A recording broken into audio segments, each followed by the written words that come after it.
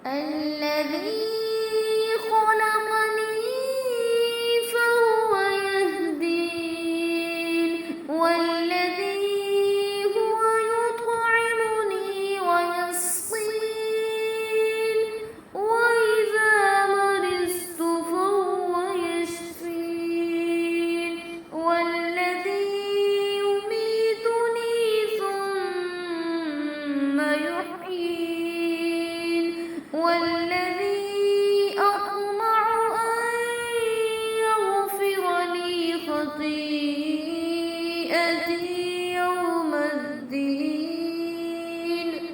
السلام علیکم ورحمۃ اللہ وبرکاتہ. عائشہ بلالیس ہیئر. امید ہے آپ سب بخیر و عافیت ہوں گی، صحت اور ایمان کی بہترین حالت میں ہوں گی انشاءاللہ. سورۃ الہود آیت نمبر 45، لیکچر نمبر 6. بسم اللہ الرحمن الرحیم. شروع اللہ رب العزت کے بابرکت نام سے جو بڑا مہربان نہایت رحم والا ہے. وَنَادَى نُوحٌ رَبَّهُ فَقَالَ رَبِّ إِنَّ ابْنِي مِنْ أَهْلِي وَإِنَّ وَعْدَكَ الْحَقُّ وَأَنْتَ أَحْكَمُ الْحَاكِمِينَ. اور نوح علیہ السلام نے اپنے رب کو پکارا اور عرض کیا، اے میرے رب، یہ بیٹا میرے گھر والوں میں سے ہے، آپ کا وعدہ بالکل سچ ہے اور آپ احکم الحاکمین ہیں. قال یا نوح انه ليس من اهلك انه عمل غیر صالح. ارشاد فرمایا اللہ رب العزت نے، اے نوح علیہ السلام، یہ شخص تمہارے گھر والوں میں سے نہیں، یہ تباہ کار ہے. فلا تسألنی ما لیس لک به علم انی اعظک ان تکون من الجاہلین. سو مجھ سے ایسی چیز کی درخواست مت کرو جس کی آپ کو خبر نہیں. انی اعظک ان تکون من الجاہلین، میں آپ کو نصیحت کرتا ہوں کہ آپ نادان لوگوں میں نہ ہو جائیے گا. قال رب انی اعوذ بک ان اسألک ما لیس لی به علم. انہوں نے عرض کیا، اے میرے رب، میں اس کام سے آپ کی پناہ میں آتا ہوں اور آپ سے ایسے کام کی درخواست کرتا ہوں جس کی مجھے خبر نہ ہو. وَإِلَّا تَغْفِرْ لِي وَتَرْحَمْنِي أَكُن مِّنَ الْخَاسِرِينَ. اور اگر آپ میری مغفرت نہ فرمائیں گے، مجھ پہ رحم نہ فرمائیں گے، تو میں بالکل تباہ ہو جاؤں گا. قرآن پاک نے سورہ تحریم میں اس چیز کی تصریح بھی کی ہے کہ حضرت نوح علیہ السلام کی بیوی حضرت لوط علیہ السلام کی بیوی کی طرح کافرہ تھی. بظاہر تعلق اللہ کے برگزیدہ رسول سے تھا، لیکن دل سے کافروں کی شریک حال تھیں، جس کے انجام میں وہ بھی طوفان میں غرق ہوئی. اور اگر ہم اس کی تفسیر دیکھتے ہیں تو مفسرین نے یہ بھی لکھا ہے کہ کنان ان کا جو بیٹا تھا حضرت نوح علیہ السلام کا، اگرچہ نوح علیہ السلام کے گھر میں ہی رہتا تھا، مگر اس کا دل اپنے دوستوں کے ساتھ لگا ہوا تھا جو کہ نافرمان تھے، جو کہ کافر تھے.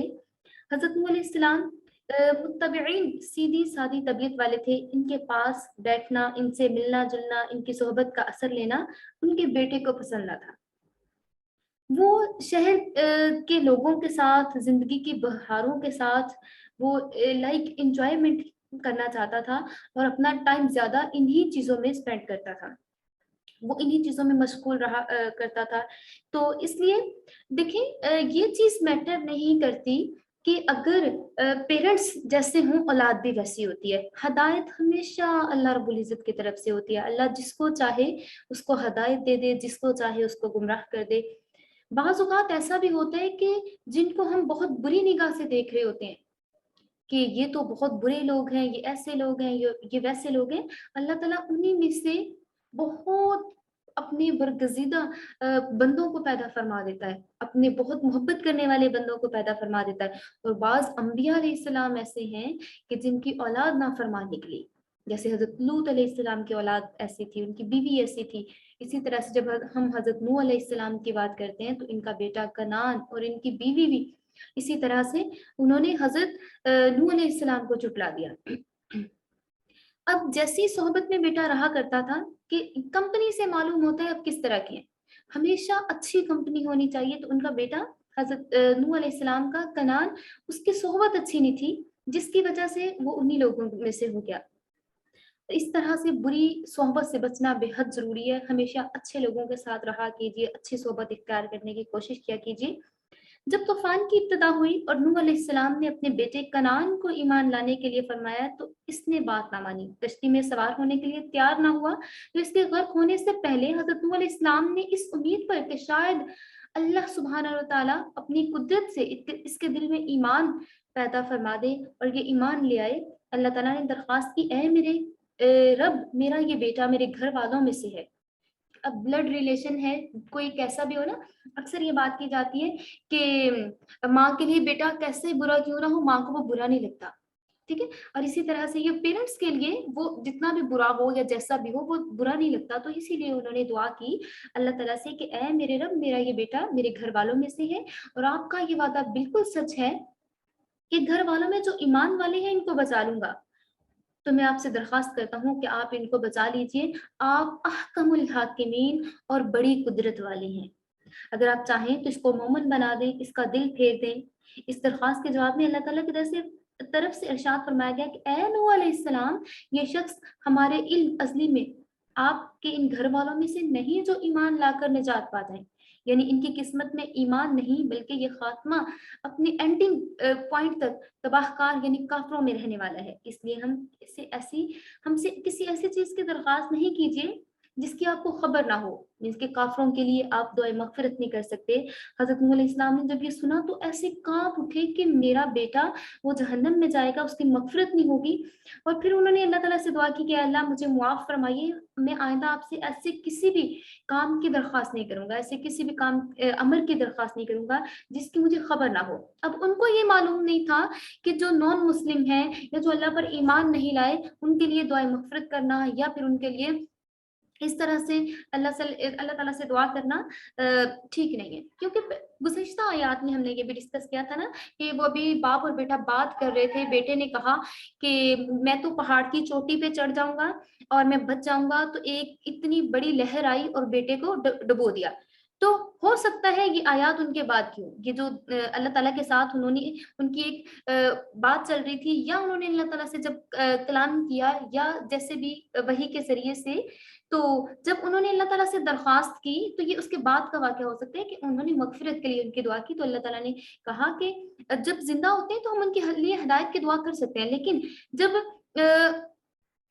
खात्मा ईमान पर ना हो, ठीक है, और डेथ हो जाए तो उनके लिए फिर मगफिरत की दुआ नहीं कर सकते।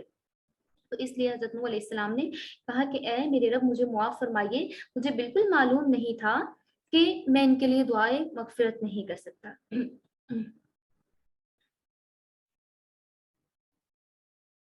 قيل يا نوح اهبط بسلام منا وبركات عليك وعلى ممن معك। कहा गया ए नूह अलैहिस्सलाम उतरिए हमारी तरफ से सलाम और बरकतें लेकर जो आप पर नाजिल होंगी उन जमातों पर जो कि आपके साथ हैं, और बहुत सी ऐसी जमातें भी होंगी। वउमम सनुमत्तिउहुम सुम्मा यमस्सुहुम मिन्ना अज़ाबुन अलीम। और बहुत सी आपके साथ ऐसी जमातें भी होंगी कि उनको हमने चंद रोजा ऐश देना है, चंद रोजा ऐश ऐश देंगे, फिर उन पर हमारी तरफ से सख्त सजा वाक़या होगी। अज़ाबुन अलीम, दर्दनाक किस्म का अजाब होगा। तिल्क मिन अंबाइल गैबि नूहीहा इलैक मा कुन्त तअलमुहा अंत वला कौमुका मिन क़ब्ल हाज़ा फस्बिर।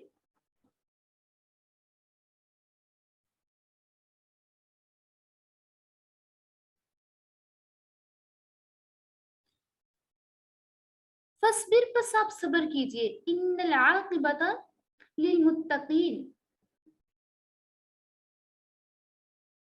इन्नल आक़िबता, बेशक अंजाम, लिलमुत्तक़ीन, परहेजगारों के साथ उनका अंजाम होगा।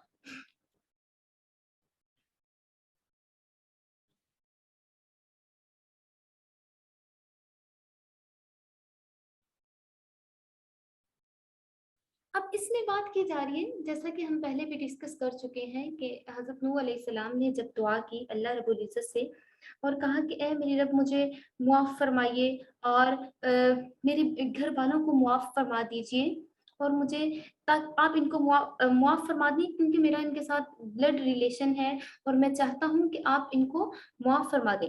تو پھر ان سے اللہ تعالیٰ نے کہا قیل یا نوح اهبط بسلام منا وبرکات علیک وعلی ممن معک، ان سے کہا گیا سارا جب یہ کام ہو چکا، مینس کہ جتنا ٹائم انہوں نے اسپینڈ کرنا تھا عذاب کے ڈیوریشن میں رہے، اس کے بعد اللہ تعالیٰ کی طرف سے کہا گیا کہ اب آپ اتریے سلامتی کے ساتھ، اب آپ اتریے برکتوں کے ساتھ۔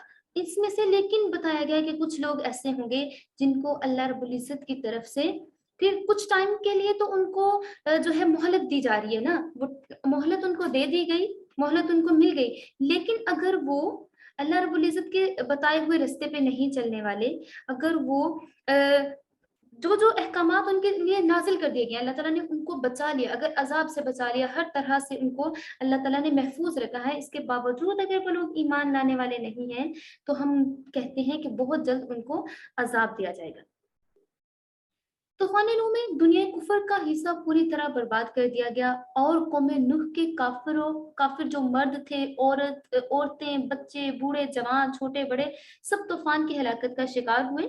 جب اللہ تعالیٰ نے طوفان بند کرنے اور عذاب ختم کرنے کا ارادہ فرما لیا تو روئے زمین پر ایک ہوا بھیج دی جس نے پانی کو ساکن کر دیا اور زمین سے پانی ابلنا بند ہو گیا، جیسا کہ ہم نے پریویس لیکچر میں ڈسکس کیا تھا نا، وفارت تنور، کہ ان کو بتایا گیا تھا کہ تنور سے پانی جب ابلنا شروع ہوگا، کہ زمین جب پانی ابلنا شروع کرے گی، ببلز بننا شروع ہوں گے، تو دین عذاب کا ٹائم سٹارٹ ہو جائے گا۔ تو پھر اللہ تعالیٰ نے کہا کہ پانی کو حکم دیا کہ وہ ساکن ہو جائے، زمین سے پانی ابلنا بند ہو گیا، اور اللہ تعالیٰ نے کہا کہ اب پانی ابلنا بند ہو جائے، ساتھ ہی آسمان کے دروازے بھی جو اب تک پانی برسا رہے تھے بند کر دیے گئے، زمین کو پانی کے جذب کر لینے کا حکم ہوا کہ پانی کو ابزورب کر لینا اپنے اندر، جیسے اسپنج ہوتا ہے اس کے اندر پانی کو ابزورب کر دیا جاتا ہے، اسی طرح سے اللہ تعالیٰ کی طرف سے حکم ہوا کہ آپ پانی کو، زمین سے کہا گیا کہ آپ پانی کو اپنے اندر ابزورب کر لیں، پانی کو اپنے اندر جذب کر لیں، اور اسی وقت پانی کم ہونا شروع ہو گیا۔ جب طوفان پوری طرح ختم ہو گیا اور زمین رہنے بسنے کے لائق ہو گئی تو کشتی نے دوسری بار امن و سلامتی کے ساتھ اللہ کی سرزمین پر قدم رکھا۔ اسی بنا پر حضرت نوح علیہ السلام کا لقب ابو البشر ثانی یا آدم ثانی یعنی انسانوں کے دوسرے باپ کے ساتھ مشہور ہوا، اور غالباً اسی اعتبار سے ان کو حدیث میں اول الرسل کہا گیا ہے۔ جب جودی پہاڑ پر کشتی ٹھہرنے کے بعد کشتی سے جودی پر اور جودی سے زمین پر اترنے کا حکم اللہ تعالیٰ کی طرف سے حضرت نوح علیہ السلام کو دیا گیا، اور خوشخبری دی گئی کہ آئندہ آپ پر اور ان تمام اقوام پر جو آپ کے ساتھیوں سے پیدا ہونے والی ہیں سلامتی اور برکتیں نازل کی جا رہی ہیں۔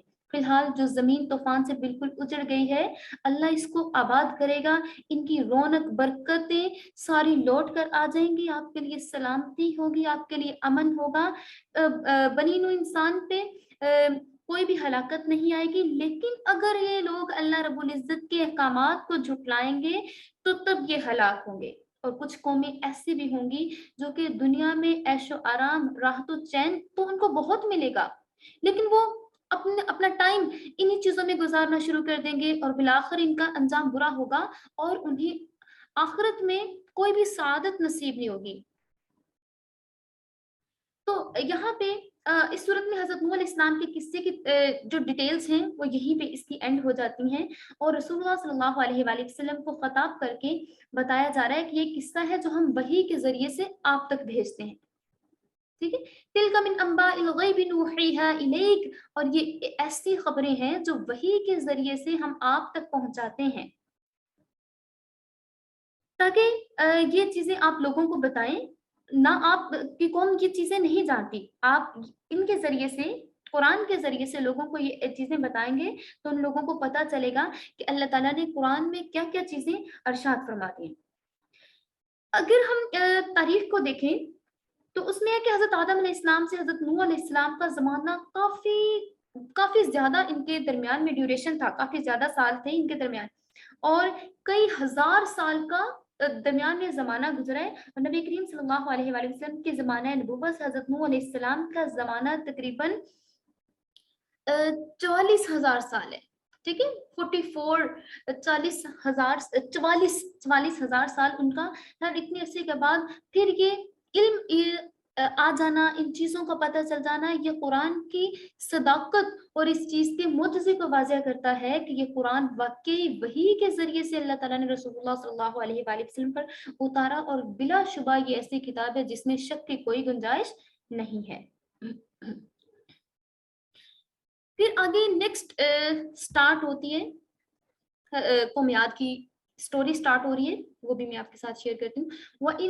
वइला आदिन अखाहुम हुदा क़ाल या क़ौम अअबुदुल्लाह मा लकुम मिन इलाहिन गैरु इन अंतुम इल्ला मुफ्तरून। और हमने आद की तरफ उनके भाई हूद अलैहिस्सलाम को भेजा। अब यहाँ पे बात हो रही है कौम हूद की। ये सूरत जो कि बेसिकली हम इस सूरत जो है जिस टॉपिक पे है, तो अब उस कौम की बात यहाँ पे की जाएगी, कौम हूद की। ठीक है, कौम हूद को अब हम डिस्कस करेंगे इंशाल्लाह। और हमने आद की तरफ उनके भाई हूद को भेजा। उन्होंने फरमाया कि ए मेरी कौम, तुम अल्लाह की इबादत करो, इसके सिवा कोई तुम्हारा माबूद नहीं है। या कौम ला अस्अलुकुम अलैहि अजरा इन अजरिया इल्ला अलल्लज़ी फतरनी अफला ताक़िलून। ए मेरी कौम, मैं तुमसे इस पर कुछ मुआवजा नहीं मांगता। ला अस्अलुकुम अलैहि अजरा, इसमें मैं आपसे कोई मुआवजा नहीं मांग रहा।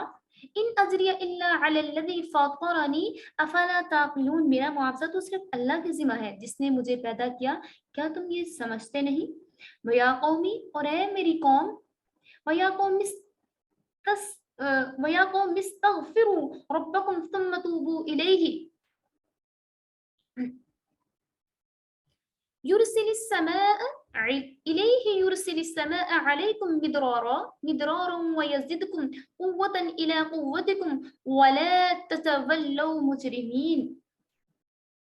ऐ मेरी कौम, तुम अपने गुनाहों पर अपने रब से मुआफ़ी मांगो, फिर उसी की तरफ मुतवज्जा हो जाओ। वो आप पर खूब बारिशें बरसाएगा, आपको कुव्वत अता करेगा, आपकी कुव्वत में तरक्की देगा, और मुजरम रहकर मुंह मत फेरो। वला ततवल्लौ मुजरिमीन, और मुजरिम रहकर अल्लाह ताला से मुंह ना मोड़ो। क्योंकि जैसे अभी मैंने आपके साथ डिस्कस किया कि गुज़िश्ता आयात में हुआ हज़रत नूह अलैहिस्सलाम और इनकी कौम का किस्सा बयान हुआ था। अब हूद अलैहिस्सलाम और इनकी कौम आद का किस्सा बयान किया जाता है। इस सूरत में हज़रत नूह अलैहिस्सलाम से लेकर हज़रत मूसा अलैहिस्सलाम तक करीबन इसमें 7 अंबिया अलैहिस्सलाम और इनकी उम्मतों के वाक़यात और हालात का ज़िक्र फरमाया गया है। मगर सूरत का नाम हज़रत हूद अलैहिस्सलाम के नाम और वाक़े से मंसूब किया गया है, जिससे यही मालूम हो सकता है कि हज़रत नूह अलैहिस्सलाम के किस्से और वाक़या को इस सूरत में ख़ास अहमियत हासिल है। वल्लाहु आलम। नूह अलैहिस्सलाम के बाद दुनिया रफ्ता रफ्ता अगेन आबाद हो गई थी। कौम आद का ज़माना तूफ़ान नूह के करीबन 700 साल के बाद का माना जाता है। वल्लाहु आलम। हज़रत नूह अलैहिस्सलाम के जो पड़पोते हैं, आद बिन इरम की नस्ल से एक बड़ी शाज़ोर साहबे हुकूमत कौम पैदा हुई थी। बड़े वो डेल डोल वाले, ऐसे जैसे द्यो कामत थे, बड़े बड़े उनके जिस्म थे, बड़ी उनमें ताकत थी। तो जो जनूबी मशरकी अरब में सरजमीन अहकाफ में ये तमाम लोग फैले हुए थे। कुछ अरसा तक हज़रत नूह अलैहिस्सलाम से मुसलसल इसी कौम में खालिस दीन तो कायम रहा, मगर इस कौम को इंतहाई अरूज का ज़माना नसीब हुआ। ना तो दौलत की कमी, ना ऐशो इशरत की कमी, ना पैसे की कमी, ना किसी और चीज़ की, ना ताकत की कमी, किसी चीज़ की कमी नहीं थी। इंतहाई अरूज का ज़माना इनका हुआ, तो ये लोग बिगड़ने लगे। कहते हैं ना, जब बहुत ज़्यादा रिज़्क आ जाता है, रिज़्क नहीं या फिर दौलत बहुत ज़्यादा आ जाती है, तो फिर ऐसे ही खराब होना शुरू हो जाते हैं अगर उसका पॉजिटिव यूज़ ना किया जाए। जैसे कि ये भी कहा जाता है ना, खुदा जब हुस्न देता है तो नज़ाकत आ ही जाती है। तो इसको दौलत के मानों में भी लेते हैं कि जब दौलत ज़्यादा आ जाए तो फिर समझ नहीं आती उसको कहाँ यूज़ करना है, कहाँ नहीं यूज़ करना, फिर उसको बेदरीग यूज़ करना शुरू कर देते हैं। तो एज़ इट इज़ क्या जैसे उनके पास ये तमाम चीज़ें आना शुरू हुई, तो वो भी बिगड़ने लगे। सबसे पहले उन्होंने ये खराबी की कि जो नेक और बुजुर्ग आदमी मरता, तो ये उनकी हम शक्ल एक मुजस्मा बतौर यादगार बना लिया करते थे। फिर ऐसा करने लगे कि इन मुजस्मों के वसीले से अल्लाह ताला से अपनी मुरादें मांगते और बुजुर्गों और बादशाहों की कब्रों पर बड़ी आलीशान इमारतें तैयार किया करते और इनकी रूहानी ताकतों की सिफारिश करते कि ये तो बड़ी रूहानी ताकतों के मालिक हैं, इनके पास तो बड़ी कुव्वतें हैं, इनके पास तो बड़ा बड़ा कुछ है, यही हैं जो कि सारा कुछ दिलाने वाले हैं। जब इनमें मुशरिकाना اللہ تعالیٰ کے ساتھ شریک ٹھہرا رہے تھے نا. مشرکانہ عادتیں جڑ پکڑتی گئیں تو بت تراشی بت پرستی میں یہ لوگ ماہر ہو گئے. پھر پہلے تو وہ یہ بتوں کو پوجتے تھے, بتوں کو بناتے تھے, لیکن پھر ان کی پوجا کرنے لگے, پھر بتوں کو بھی بنانے لگے. حضرت ہود علیہ السلام اپنی قوم کے ایک ایسے فرد تھے, اس لحاظ سے ان کے وطنی یا نسبی بھائی بھی ہوئے. اللہ تعالیٰ نے انہیں اپنا رسول مقرر کر کے ان کو سمجھانے کے لیے, لوگوں کو سمجھانے کے لیے مبعوث فرمایا. انہوں نے اپنی قوم کو اللہ تعالیٰ کی توحید اور اس کی عبادت کی طرف دعوت دی اور لوگوں پر ظلم کرنے سے منع کیا. لوگوں کو کہا کہ آپ لوگوں پہ ظلم نہ کریں. یہ انتہائی ایسی قوم تھی جن کے پاس مال بہت تھا, اولاد بہت تھی, ملک ان کا نہایت سرسبز و شاداب تھا, جس کی وجہ سے یہ لوگ بہت مطمئن تھے اور ہمیشہ خوش رہتے تھے. لیکن یہ شاندار اور زبردست قسم کی جو قوم تھی وہ ہدایت سے ہٹ گئی. اور شیطان نے جب دولت ہوتی ہے نا انسان کے پاس, تو شیطان سب سے پہلے وار کرتا ہے کہ آپ نے اس کو پوزیٹیو کام میں یوز نہیں کرنا, آپ اگر اس کو یوز کریں گے تو یہ ختم ہو جائے گی, آپ نے اس کو اپنے عیش و عشرت پہ یوز کرنا ہے, یہ وہ ٹھیک ہے, اس طرح کی چیزیں ہو جاتی ہیں. تو شیطان نے کیا کیا کہ ان لوگوں کو بت پرستی اور شرک وغیرہ پر آمادہ کر لیا. انہوں نے روزی دینے والا, می برسانے والا, اولاد دینے والا, تندرستی عطا کرنے والا اور مختلف طرح طرح کی حاجات کے لیے الگ الگ بت بنا لیے. تو جن کی عام طور پہ پرستش کرتے تھے, حضرت ہود علیہ السلام نے ان کو بت پرستی سے روکا, شرک سے روکا.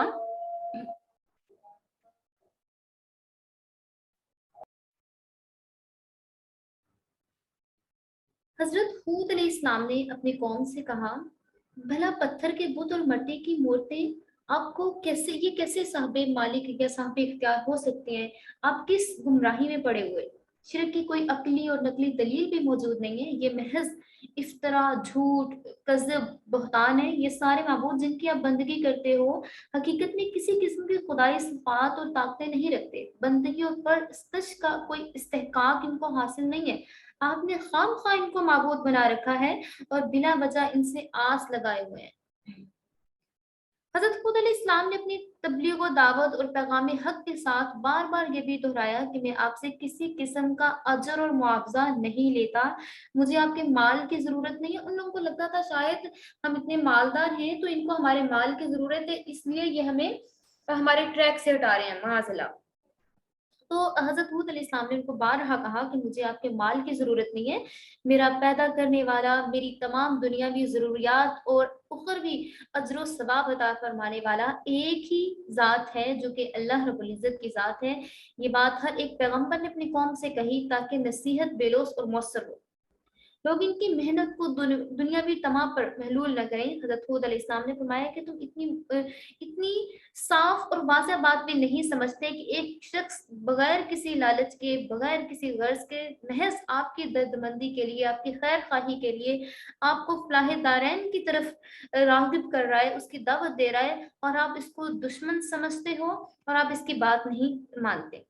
قومیات چونکہ کھیتی اور باغ لگانے میں بڑی دلچسپی رکھتی تھی, اس لیے ایمان لانے کے ظاہری فوائد و برکات بھی بیان کیے جو ان کے حق میں خصوصی طور پہ واضح تھے. لکھا ہے کہ حضرت قوم عاد 3 سال تک خشک سالی اور بارش نہ ہونے کی مصیبت میں گرفتار ہو گئی. جو اللہ تعالیٰ نے پہلا ان پہ عذاب دیتا نا, وہ یہ تھا کہ ان پہ بارش نہیں ہوئی, اور وہ جو تھے اس پھر جہاں پہ بتایا نا کہ آپ اللہ تعالیٰ سے معافی مانگیے, ثم توبوا الیہ یرسل السماء, تو وہ آسمان سے برسائے گا آپ کے لیے بارشوں کو.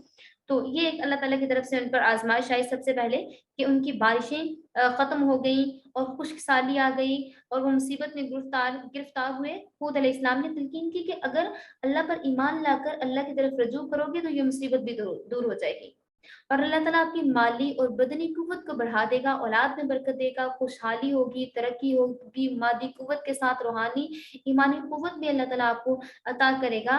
آپ کفر و شرک سے توبہ کر کے اللہ تعالیٰ کی طرف آ جائیے, آپ استغفار کیجئے, اور جب آپ یہ کر لیں گے, اللہ تعالیٰ کی طرف پلٹ آئیں گے, تو وقت پر خوب بارش ہوگی جس سے رزق کی پیداوار میں, اس کی وسعت میں ترقی ہوگی, آپ کے مال میں, اولاد میں برکت ہوگی, اور آپ دنیاوی عیش بھی پالیں گے اور آپ کے لیے اخروی نجات بھی پاسبل ہوگی.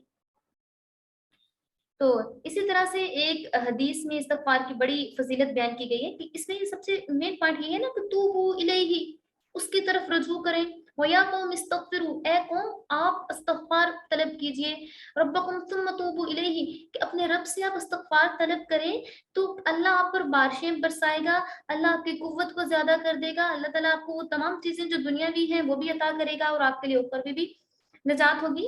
तो एक हदीस रसूलुल्लाह सल्लल्लाहु अलैहि वसल्लम का इरशाद है कि जो शख्स इस्तगफार को लाजिम पकड़ लेता है तो अल्लाह ताला उसे हर मुश्किल से निजात देता है, हर तंगी से कुशादगी अता करता है और रोजी ऐसी जगह से पहुंचाता है जो इसके ख्वाबो ख्याल में नहीं होती, और अल्लाह ताला उसको दुनियावी और उखरवी दोनों तरह की कामयाबियों से नवाजता है और उसके लिए दुनिया में भी कामयाबियां पॉसिबल होती हैं और आखिरत में भी उसके लिए कामयाबियां पॉसिबल होती हैं।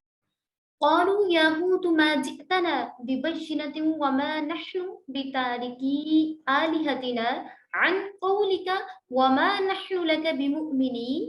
इन लोगों ने जवाब दिया कि ए हूद अलैहिस्सलाम, आपने हमारे सामने कोई दलील तो पेश नहीं की और हम आपके कहने से तो अपने माबूदों को छोड़ने वाले नहीं, और हम किस तरह से आपका यकीन करने वाले हैं। इन नक़ूलु इन इल्ला तराका बअदु आलिहतिना बिसूअ क़ाल इन्नी उशहिदुल्लाह वशहदू अन्नी बरीउम मिम्मा तुशरिकून। हमारा कहना तो ये है कि हमारे माबूदों में से किसी ने आपको किसी खराबी में मुब्तला कर दिया, माज़अल्लाह,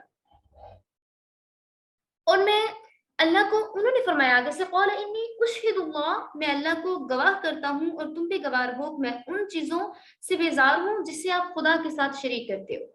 मिन दूनिही फकीदूनी जमीअन सुम्मा ला तुनज़िरून, सो तुम सब मिलकर मेरे साथ दाव बात लगा लो, फिर मुझे जरा मोहलत ना दो। इन्नी तवक्कलतु अलल्लाहि रब्बी व रब्बिकुम मा मिन दाब्बतिन इल्ला हुवा आखिज़ुम बिनासियतिहा, मैंने अल्लाह ही पे तवक्कल कर लिया है जो मेरा भी मालिक है, तुम्हारा भी मालिक है, जितने रोए जमीन पर चलने वाले हैं। आखिज़ुम बिनासियतिहा इन्ना रब्बी अला सिरातिम मुस्तकीम, अल्लाह ने सबकी चोटी पकड़ रखी है, यकीनन मेरा रब सिराते मुस्तकीम पे है। फ़इन तवल्लौ फ़क़द अबलगतुकुम मा उरसिलतु बिही इलैकुम व यस्तख़लिफ़ु रब्बी क़ौमन ग़ैरकुम, फिर अगर तुम फिरे रहोगे हक से तुम तो मैं जो पैगाम देकर मुझे भेजा गया है वो आप तक पहुंचा चुका हूँ, और तुम्हारी जगह मेरा रब दूसरे लोगों को जमीन में आबाद कर देगा। जब कुछ लोग ऐसे होते हैं ना, जब अल्लाह का नाम लेने वाले नहीं होते तो अल्लाह ताला उनकी रिप्लेसमेंट में और लोगों को ले आता है जो कि अल्लाह का जिक्र करने वाले, अल्लाह का दीन फैलाने वाले पैदा हो जाते हैं। या फिर ऐसा भी होता है कि अल्लाह ताला नॉन मुस्लिम कोई ऐसा मुल्क हो जहाँ पे अल्लाह का नाम न लिया जा रहा हो तो अल्लाह ताला उन्हीं को हदायत दे देता है और वो अल्लाह का नाम फैलाने वाला बन जाते हैं। तो इसी तरह से कहा वयस्तखलिफु रब्बी कौमन गैरकुम, अगर आप मेरे रब की बात नहीं मानेंगे तो मेरा रब आपकी जगह दूसरे लोगों को जमीन पर आबाद कर देगा जो अल्लाह के फरमाबरदार होंगे। वला तज़ुर्रुहु शैआ, और इसका तुम कुछ नुकसान नहीं कर रहे। इन्ना रब्बी अला कुल्ली शैइन हफीज, बिल यकीन मेरा रब हर चीज की निगहदाश्त करता है। अब सबसे पहले मैं आपको गुज़श्ता जो लेक्चर था, प्रीवियस लेक्चर के बारे में थोड़ा सा ओवरव्यू दूंगी ताकि आपको याद रहे कल के लेक्चर में हमने क्या पढ़ा था। तो गुज़श्ता आयात में बताया गया था कि कौम आद की तरफ हजरत हूद अलैहिस्सलाम को पैगंबर बनाकर भेजा गया, उन्हें मबऊस फरमाया गया। उनको हजरत हूद अलैहिस्सलाम की बातें शौक गुजरती थी और वो ये बर्दाश्त नहीं कर सकते थे कि इनके ख्यालात, इनके अकायद, इनके अमाल में कोई भी शख्स हायल हो और उन्हें नसीहत करे, उनका नासे बन जाए। इसलिए उन्होंने ये रवश इख्तियार की कि हजरत हूद अलैहिस्सलाम का मजाक उड़ाना शुरू कर दिया, उनको नाउज़ुबिल्लाह बेवकूफ़ कहा, उनकी हकानियत और सदाकत के तमाम यकीनी दलाइल और बराहीन को झुटलाना शुरू कर दिया और हज़रत हूद अलैहिस्सलाम से कहने लगे कि हम इस आपकी इन बातों में आने वाले नहीं हैं, हम आपको अल्लाह का रसूल मान लें अगर आप अपने माबूदों की इबादत छोड़कर हमारे रब पे यकीन कर लें। हमारे ये जो झूठे माबूद बनाए हुए हैं, जो पत्थरों के उन्होंने बुत बनाए हुए थे, इन पर अगर आप यकीन कर लें देन हम आपके रब को भी मान लेंगे। मीन्स के उनका कहने का मतलब ये था कि आप हमारे माबूदों को मानना शुरू कर दें, आप हमें ये कहने से बाज आ जाएं कि ये जो माबूद ये आपने बुत बनाए हुए हैं ये कुछ देने के काबिल नहीं है। उन्होंने रोजी देने का, बारिश बरसाने का, खुशी देने का, हर तरह से अलग अलग बुत बनाए हुए थे। تو اس طرح سے کہا کہ ہم محض آپ کے کہنے سے اپنے معبودوں کو نہیں چھوڑ سکتے اور نہ ہی آپ کی پیغمبری پر ایمان لا سکتے ہیں. اور معاذ اللہ انہوں نے یہ بھی کہا کہ آپ تو بہکی بہکی باتیں کرتے ہیں، ساری قوم کو بیوقوف بنا رہے ہیں، اور ہمارے دیوتاؤں نے ہی آپ کو آگے سے انہوں نے یہ کہا کہ ہمارے جو دیوتا ہیں یا ہمارے یہ جو ہم نے بت بنا رکھے ہیں، معبود بنا رکھے ہیں، انہوں نے ہی آپ کو بیوقوف بنا دیا ہے، یا آپ کے اوپر کسی آسیب کو طاری کر دیا جس نے آپ کو مجنون اور پاگل کر دیا. جب سے انہوں نے یہ کہا کہ جب سے آپ نے ہمارے معبودوں کو برا کہنا شروع کیا ہے، ہم ان کی عبادت سے باز رہنے کے لیے تلقین کرنا شروع کیا ہے، تب سے آپ کا حال برا ہو گیا ہے اور آپ نے ہمارے معبودوں کی شان میں گستاخی کی ہے، اس لیے آپ دیوانوں کی باتیں کرتے ہیں. حضرت حود علیہ السلام نے انتہائی صبر ضبط کے ساتھ ان کی باتوں کو سنا اور پھر انہیں مخاطب ہوئے کہا کہ اللہ گواہ ہے اور آپ سب بھی گواہ، میں سب کو گواہ بنا کے یہ کہتا ہوں کہ یہ اعلان کرتا ہوں کہ میں اس عقیدے سے قطعاً بری ہوں کہ میں ان بتوں نے مجھ پر کچھ اثر کیا ہے یا یہ کچھ بھی ضرر یا ذرا سا بھی فائدہ یا نقصان پہنچا سکتے ہیں. یہ بیچارے پتھر کی مورد مجھے کیا نقصان یا فائدہ دے سکتے ہیں؟ یہ جو آپ بڑے شاذور اور طاقتور نظر آتے ہو، اپنے دیوتاؤں کی فوج میں بھرتی ہو کر مجھ پر پوری قوت سے بیک وقت حملہ بھی کر دو تو میرا کچھ نہیں بگاڑ سکتے.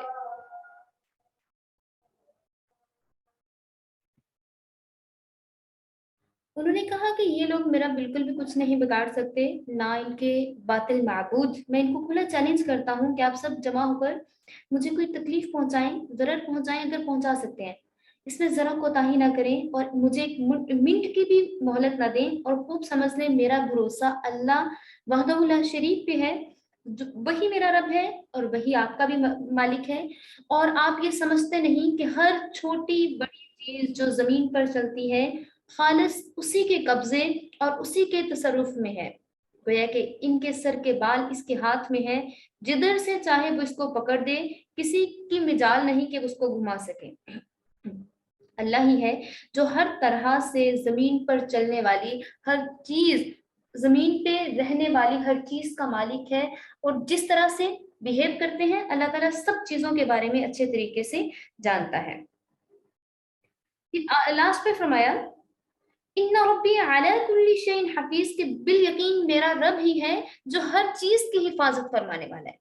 اللہ ہے جو حفاظت فرمائے گا. میں آپ کو کھلا چیلنج دے رہا ہوں. حضرت حود علیہ السلام نے فرمایا آپ چاہیں آپ آ جائیں ساتھ اپنے معبودوں کو ملا لیں اور مجھے جو نقصان پہنچانا چاہتے ہیں تو پہنچا لیجیے. تو یہ ایک لیسن ہے کہ اللہ جو ہے ان ربی علی کل شیء حفیظ، اللہ ہی ہے جو ہر شے کی حفاظت فرمانے والا ہے، ہر چیز کی نگہداشت کرنے والا ہے. کوئی بڑی سے بڑی طاقت آ جائے وہ کہے کہ میں آپ کو نقصان پہنچانا چاہتی ہوں، کوئی چیز آپ کو نقصان نہیں پہنچا سکتی جب تک اللہ رب العزت کی ذات آپ کو محفوظ رکھنا چاہے آپ محفوظ رہیں گے. لیکن جب آپ کا ایک ٹائم مقرر ہے، اس ٹائم میں جب اللہ کی طرف سے کوئی آزمائش لکھی ہے وہ تو آپ کو مل کے رہے گی، لیکن جب آپ اللہ تعالیٰ کے پروٹیکشن میں ہوتے ہیں، لائک اب ہم حصار کی بات کرتے ہیں نا، صبح شام کے حصار کی بات کرتے ہیں، صبح شام کے اذکار کی بات کرتے ہیں، تو دس از بیسٹ سیکورٹی فرام اللہ. اللہ کی طرف سے یہ بہترین سیکورٹی ہے، بہترین سیکورٹی گارڈز ہیں جو آپ کے لیے پرووائڈ کر دیے گئے ہیں کہ آپ صبح شام کی دعائیں ضرور پڑھیے. تو یہ اللہ تعالیٰ کی طرف سے ایک سیکورٹی ہوتی ہے. تو شام کے لیے بھی سیکورٹی پرووائڈ کر دی گئی، صبح کے لیے بھی سیکورٹی پرووائڈ کر دی گئی. جب آپ اپنے آپ کو اللہ تعالیٰ کے حفظ و مان میں دے دیتے ہیں ان ربی علی کل شیء حفیظ، تو وہی ہے جو آپ کی ہر طرح سے حفاظت فرمانے والا ہے، آپ کی ہر طرح سے نگہداشت کرنے والا ہے. اللہ تعالیٰ سب کو اپنے حفظ و امان میں رکھے. وَلَمَّا جَاءَ أَمْرُنَا نَجَّيْنَا هُودًا وَالَّذِينَ آمَنُوا مَعَهُ بِرَحْمَةٍ مِنَّا، اور جب ہمارا حکم پہنچا تو ہم نے ہود کو اور جو ان کے ہمراہ اہل ایمان تھے ان کو اپنی عنایت سے بچا لیا. وَنَجَّيْنَاهُم مِّنْ عَذَابٍ غَلِيظٍ، اور یہ قوم عاد تھی جنہوں نے اپنے رب کی آیات کا انکار کیا. وَتِلْكَ عَادٌ جَحَدُوا بِآيَاتِ رَبِّهِمْ وَعَصَوْا رُسُلَهُ وَاتَّبَعُوا أَمْرَ كُلِّ جَبَّارٍ عَنِيدٍ، اور یہ قوم عاد تھی جنہوں نے اپنے رب کی آیات کا انکار کیا اور اس کے رسولوں کا کہا نہ مانا، اور تمام تر ایسے لوگوں کے کہنے پر چلتے رہے، جبار عنید جو لوگ سب ظالم اور ضدی تھے. وَأُتْبِعُوا فِي هَذِهِ الدُّنْيَا لَعْنَةً وَيَوْمَ الْقِيَامَةِ، اور اس دنیا میں بھی ان پر لعنت کی گئی اور ساتھ ہی ساتھ قیامت کے دن بھی ان پر لعنت کی جاتی رہے گی. الا، سن رکھیے، ان عاد کفروا ربهم الا بعدا لعاد قوم ہود، خوب سن لیجئے، قوم عاد نے اپنے رب کے ساتھ کفر کیا. خوب سن لیجئے، بار بار اس میں ٹو ٹائم کہا گیا ہے. الا کا مطلب ہوتا ہے سن لینا، یا جیسے ہم کہتے ہیں نا اٹینشن کہتے ہیں، یا ہم کہتے ہیں کہ آپ سنیے، اٹینشن متوجہ ہوں. اسی لیے اللہ تعالیٰ نے یہاں پہ الا کا ورڈ یوز کیا ہے. الا، سن رکھیں، ان عادن کفروا ربهم، سن رکھیے کہ قوم عاد نے اپنے رب کے ساتھ کفر کیا. اگین پھر اس چیز کو دہرایا جا رہا ہے، الا بعدا لعاد قوم ہود. خوب سن رکھیے کہ رحمت سے یہ دور ہوئی قوم عاد جو کہ ہود علیہ السلام کی قوم تھی. ابھی جو ہم نے پہلے آیا ڈسکس کی، ان میں بیان ہوا تھا کہ حضرت ہود علیہ السلام نے اپنی قوم عاد کو اللہ کی وحدانیت پر ایمان لانے کی ہر طرح سے ترغیب اور تلقین کی، تبلیغ فرمائی، مگر قوم عاد انتہائی شرارتی، بغاوت والی اور اپنے پیغمبر کی تعلیم سے بغض و عناد رکھنے والی قوم تھی. آخر حضرت ہود علیہ السلام نے ان کی مسلسل بغاوت، سرکشی پر اعلان فرمایا کہ اگر قوم عاد کا یہی رویہ رہا اور حق سے یہ منہ موڑتے رہے، روگردانی کرتے رہے، اسی روش پر چلتے رہے اور اللہ رب العزت کے احکامات پر عمل نہیں کیا، تو پھر ان کی ہلاکت یقینی ہے. جیسے کہ میں نے آپ کو یہ بھی بتایا تھا کہ اللہ تعالیٰ نے ان کو بہت مال سے نوازا تھا، ان کے پاس دولت بہت تھی، کثرت مال ان کے پاس تھا، ان کے پاس مال، باغات، ہر چیز ان کے پاس بہت زیادہ تھی. ایون ان کی بہت بڑی بڑی باڈیز تھی، طاقت ان کے پاس بہت زیادہ تھی. انہی چیزوں پہ انہیں بہت زیادہ غرور تھا کہ ہم تو طاقتور بھی بہت ہیں، ہمارے پاس مال بھی بہت ہے، ہمیں ایمان لانے کی کیا ضرورت ہے. تو کیونکہ سورہ اعراف میں بھی اس کا ذکر ہو چکا ہے، جو پریویس گرلز ہیں ان کو تو اچھے سے معلوم ہوگا کہ سورہ اعراف میں بھی قوم عاد کا ذکر ہو چکا ہے. جب حضرت ہود علیہ السلام نے عذاب الہی کی گرفت سے قوم کو ڈرایا تو وہ ایسے بے باک اور گستاخ تھے کہ حضرت ہود علیہ السلام سے کہنے لگے کہ جس عذاب کی آپ ہمیں دھمکی دے رہے ہیں نا، اگر آپ سچے ہیں تو اپنے رب سے کہیے کہ عذاب لے آئے. حضرت ہود علیہ السلام نے جواب دیا، اگر میری مخلصانہ نصیحت کا آپ پہ کوئی اثر نہیں ہے تو آپ بھی بسم اللہ کیجیے، اور اگر آپ کو عذاب کا اتنا ہی شوق ہے تو پھر وہ دن دور نہیں جب آپ پہ عذاب آ جائے گا. اور آخر کار وہ دن بھی آ پہنچا جب اللہ تعالیٰ کی گرفت کا ٹائم آ پہنچا اور عذاب و ہلاکت کا ٹائم ہوا، اور ایک ہولناک عذاب نے ان کو آ گھیرا. جیسا کہ سورہ اعراف میں بھی اس کا بیان ہوا ہے کہ 7 راتیں اور 8 دن مسلسل آندھی کا طوفان آیا، ان کو اور ان کی آبادی کو تہو بالا کر کے رکھ دیا. مینس کہ ان کے گھروں کو الٹ دیا، مکان گر گئے، ان کی چھتیں اڑ گئیں، درخت جڑ سے اکھڑ کر کہیں سے کہیں جا پڑے. ہوا اتنی تیز تھی، اتنی زہریلی تھی کہ آدمیوں کی ناک میں داخل ہو کر نیچے سے نکل جاتی تھی اور جسم کو پارا پارا کر ڈالتی تھی، باڈیز کے پارٹس ہو جاتے تھے. بالکل اتنی تیز ہوا تھی کہ اس سے جیسے کہتے ہیں نا جسم چھلنی ہو جاتا ہے، اس طرح سے اس میں جسم میں سوراخ ہو جاتے تھے. حالانکہ وہ اتنے بڑے بڑے جسموں کے مالک تھے، اتنے قوی ہیکل انسان تھے جو اپنی جسمانی قوتوں میں پر بہت زیادہ گھمنڈ کرتے تھے. اتنے وہ اس چیز پہ مغرور تھے کہ ہماری باڈیز بہت بڑی بڑی ہیں، اتنے ہم طاقتور ہیں، اتنے ہم طاقت والے ہیں، اتنے ہم یہ ہیں وہ ہیں، اس طرح سے مینس کہ کافی وہ. لیکن جیسے ہی ان پہ اللہ تعالیٰ کی طرف سے اتنی تیز آندھی کا طوفان آیا تو وہ سب لوگ بے حس و حرکت پڑے نظر آتے تھے. ہزاروں لاکھوں لاشوں کے ڈھیر گلی کوچوں میں لگ گئے، مکانوں کے اندر دب گئے اور اڑ کر پہاڑوں اور درختوں سے ٹکرا کر ٹکڑے ٹکڑے ہو گئے. ایون دیکھیں ہوا اتنی تیز تھی نا کہ اس سے باڈی میں سوراخ ہو جاتے تھے، اور ان کے جب باڈی کے پارٹس الگ الگ ہوئے تو وہ مکانوں کے ساتھ چپکے ہوئے تھے، وہ درختوں کے ساتھ لگے ہوئے تھے، اور ہر جگہ پہ ان کی باڈی کے پارٹس لگے ہوئے تھے. اللہ تعالیٰ نے اس طرح سے ان پہ عذاب طاری کیا، عذاب نازل کیا. غرض ان کو صفحہ ہستی سے مٹا دیا گیا تاکہ آنے والی نسلوں کے لیے عبرت بنے، اور دنیا اور آخرت کی لعنت اور عذاب ان پر مسلط کر دیا گیا. ایک طرف تو سرکشوں اور نافرمانوں کا یہ عالم ہوا، دوسری طرف حضرت ہود علیہ السلام اور ان کے جو فالوورز تھے، جو ان کی پیروی کرنے والے تھے، وہ اللہ تعالیٰ کی رحمت سے اس ہولناک عذاب سے دنیا میں بھی بالکل محفوظ رہے، اور عذاب آنے سے پہلے ان کو اس جگہ سے نکل جانے کا حکم دے دیا گیا، اور ایمان اور عمل صالح کی بدولت آخرت کے بھاری عذاب سے بھی یہ لوگ بچے رہے۔ تو اس میں اس پورے رکوع میں اس چیز کو بہت واضح کر کے بتایا گیا ہے کہ آپ نے اس سے عبرت لینی ہے۔ یہ جو انبیاء علیہ الصلوۃ والسلام کی یہ قصص الانبیاء، یہ جو مختلف نحن نقص علیک نبأہم جیسے بیان کیا گیا نا کہ ہم مختلف انبیاء علیہ السلام کی خبریں آپ کو دیتے ہیں یا مختلف آپ کو قصے سناتے ہیں رسولوں کے، تو اس سے کیا مراد ہے؟ اس سے مراد یہ ہوتا ہے کہ ہم نے اس سے عبرت حاصل کرنی ہے۔ عبرت کیا حاصل کرنی ہے کہ وقتی طور پہ جو اللہ تعالیٰ نے آپ کو اگر مال سے نواز دیا ہے، دولت سے نواز دیا ہے، اللہ تعالیٰ نے آپ کو خوش شکل بنا دیا ہے، اللہ تعالیٰ نے آپ کو اچھے جسم سے نواز دیا ہے، اچھی باڈی اللہ تعالیٰ نے آپ کو عطا کر دیا ہے، تو ان چیزوں پر بجائے گھمنڈ کرنے کے اللہ تعالیٰ کا شکر ادا کریں، اللہ تعالیٰ کا ہمیشہ دعا کریں۔ جیسے کل بھی میں نے آپ سے یہ کہا تھا کہ ہمیشہ یہ دعا کیا کریں کہ اے اللہ میرا شمار اپنے شکر گزار بندوں میں فرما لیجیے تاکہ ہم شکر گزاری والے بن سکیں، ٹھیک ہے۔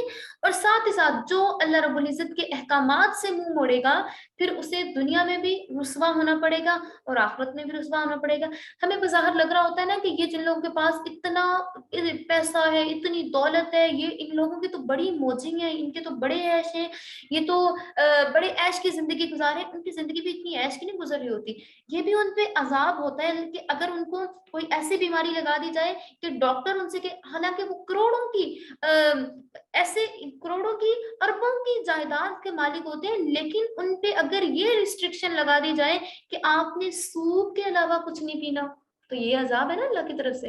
اور ان پہ انہیں یہ کہہ دیا جائے کہ آپ نے یہ جو کھانا ایک آپ کو بتا دیا نا لمیٹڈ، یہ آپ کا پرہیزی کھانا جو آپ کو بتا دیا گیا اس کے علاوہ آپ کچھ نہیں کھا سکتے، ٹھیک ہے۔ تو اس کروڑوں کی جائیداد کا کیا کرنا کہ آپ اپنی مرضی کا کچھ کھا پی نہیں سکتے۔ تو یہ بظاہر لگ رہا ہوتا ہے کہ ان کی بہت آسائشیں ہیں، ان کے بڑے، جب تک ہم اللہ تعالیٰ کے احکامات پہ عمل کرتے رہیں گے ہماری زندگیاں آسان رہیں گی۔ دنیا میں بھی اللہ تعالیٰ نے کیا فرمایا نا، وَلَا خَوْفٌ عَلَيْهِمْ وَلَا هُمْ يَحْزَنُونَ، جو اللہ کی مان کے چلے گا نہ تو دنیا میں اس کو خوف ہوگا نہ آخرت میں اس کو کوئی خوف ہوگا، وَلَا خَوْفٌ عَلَيْهِمْ وَلَا هُمْ يَحْزَنُونَ، نہ وہ خوف زدہ ہوں گے نہ وہ غمگین ہوں گے، نہ ان پہ کسی قسم کی کوئی پریشانی آئے گی، ٹھیک ہے۔ لیکن اگر دیکھیں ایمان والے جو ہیں اگر ان پہ کوئی پریشانی آتی ہے، کوئی مصیبت آتی ہے، تو اللہ کی طرف سے ان کو بتایا جاتا ہے نا کہ آپ اگر اس پہ صبر کریں گے، ان مع العسر یسرا فان مع العسر یسرا، تنگی کے بعد آسانی ہے، اس جو تنگی آئی ہے نا اس کے بعد آسانی کی اگر بات کی جا رہی ہے، اس تنگی پہ بھی اللہ رب العزت کی طرف سے اجر و ثواب رکھ دیا گیا۔ اور جب ہم اللہ کے ساتھ قرآن کے ساتھ کنیکٹڈ رہتے ہیں اور ہمیں پتا ہوتا ہے کہ یہ مجھ پہ اگر مصیبت آ گئی ہے، یہ پریشانی آ گئی ہے اور میں پریشان ہو گئی، تو اگر تو آپ اللہ کے ساتھ جڑے ہوئے وظائف کر رہے ہیں، آپ نمازیں پڑھ رہے ہیں، اللہ سے ہیلپ مانگ رہے ہیں، تو یہ آزمائش ہے، ٹھیک ہے، تو اس کا آپ کو اجر و ثواب مل رہا ہے۔ تو یہ چیز آپ دیکھیں کہ اگر آپ اللہ کے ساتھ کنیکٹڈ رہتے ہیں تو اللہ تعالیٰ آپ کو اجر و ثواب بھی عطا فرماتا ہے، اور اگر آپ اللہ کے ساتھ کنیکٹڈ نہیں رہتے، اپنی منمانی کرتے ہیں، دنیاوی آسائشوں میں پڑ جاتے ہیں، تو پھر اللہ تعالیٰ آپ کو دنیاوی عذاب سے بھی دوچار کرتا ہے اور اللہ آخرت کے عذاب سے بھی دوچار کرتا ہے۔ اللہ تعالیٰ سے دعا کرتے ہیں کہ اللہ تعالیٰ ہمیں صحیح سے دین پر چلنے کی توفیق عطا فرمائے۔ وآخر دعوانا ان الحمد للہ رب العالمین، آمین ثم آمین یا رب العالمین۔